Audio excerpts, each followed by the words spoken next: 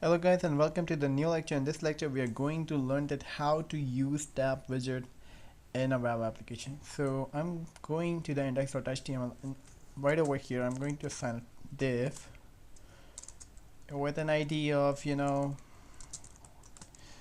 going to name it tabs, right? So after that I'm going to write ul and li href. This should be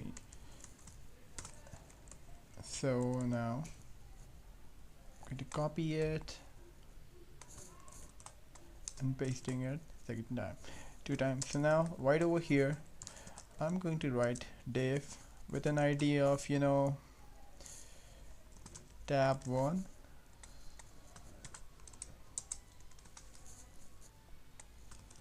I'm going to copy the content here and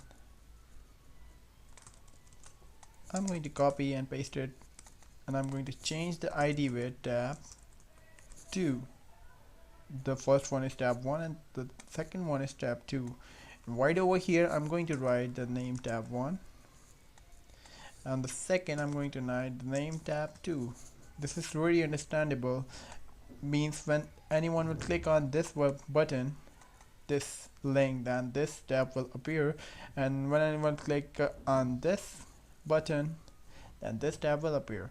So now I'm going to write the name tab1. This should be tab2. So now I'm going to refresh the page. So it is looking like that. Why it is looking like that? I need to yes. Now it is looking perfect. Right there. So now I'm going to apply the jQuery widget inside our index.js page. So now $_ to parentheses, I'm going to assign the ID which is tabs. So this should be hashtag not 3 tabs dot tabs or tabs, right? So I want to refresh the page. As you can see that it is showing like that. Why it is showing like that? I need to ID div, this one div, hashtag tab2 and hashtag tab.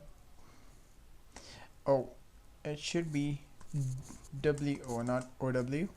So when I refresh the page, as you can see that now we have a tab. So this is an active clause when I click over here, and when I need to remove some content from here. So when I click over here, so as you guys have noticed that it is working perfectly fine. So in this lecture we have learned that how to use the tabs widget in a web application. So guys, in the next class we are going to learn some more jQuery UI interactions. So I'll see you again in the next class. Till then, have a nice day.